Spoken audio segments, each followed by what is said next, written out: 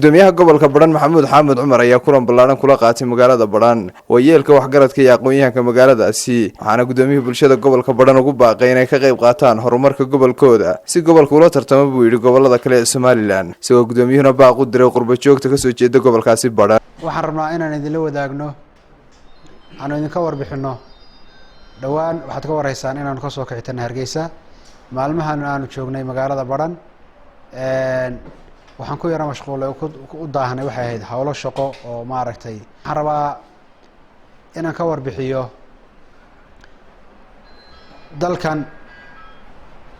aan hadda joogno jamhuuriyadda Soomaaliland khaasatan gobolkan hadda ku sugannahay waa gobol dib u dhacay oo tartankaas gobolada kale ay ku jiraan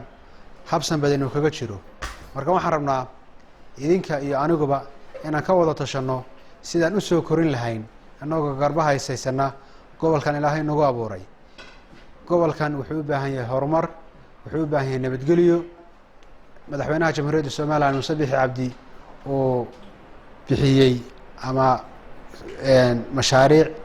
9 mashruuca 9ka mashruuc way fuli doonaan waxaan dareemaynaa 9ka mashruuc inay ku yar yihiin gobolka laakiin dhulka aan mashaariicdu gaarina mashaariicda kale si caqliyeysan loo gaarsiin doono waxaan halkan rabaa inaan fariin uga diro dadka qurbo joogta ah ee ka soo jeeda gobolkan waxaan leenahay war gobolku waa nabad gobolku waa nabadgelyo in caqligu shaqeeyo waa fiican lama rabo in qurbo joogtu ay ku soo bixiyaan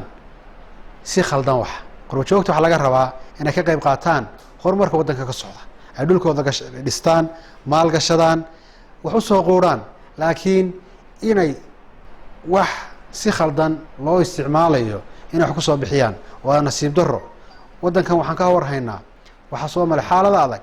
abaari baa kamid ahaa shaqalaanta baahsana waddanka ka jirta kamid ahaa intaba qurbo joogta ma inaan arag laakiin qurbo joogta waxaanu aragnaa maalinta meesha kibriid laga shidayo waxaan leenahay kibriid hanagu shidinina anagu dalkii baanu joognaa dhib iyo rafaatoona ma baahni anagu waxaan rabnaa in ummadda masaakiinta Ilaahay dhulka ku abuuray inaad horumarkiisa ka shaqeysaan waa loo sameeyay Soomaaliland intaan gobolka joogana albaabkaygu waa furan yahay qabaa'ilka mandaqada degan oo dhan albaabkaygu waa furan yahay waxa iyaguna dhinacooda halkaasi ka hadlay waayeelaadu tiro badan oo dhammaantood bacday sida ay barasaabka gobolka Badhan u barbar taagan yihiin Yuunus Sheekh Axmed Universal waanu ku soo dhaweynaynaa waanu ku faraxsanahay sida aad noo warantana waanu maqalay wax qabad baa dalku u baahan yahay nabadgelyo loo baahan yahay laba qodob inaan ka hadlo baa raba awalan waa tan wareysa waa nabadgelyada bini aadamku waxa ay ku nool yihiin oo saldhig iyo aasaas u ah waa nabadgelyada haddii nabadgelyo la waayo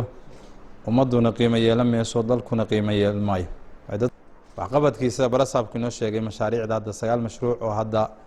aan filayo inayba dib u dhaceen oo waqtigii la sugayay in dib uga dhaceen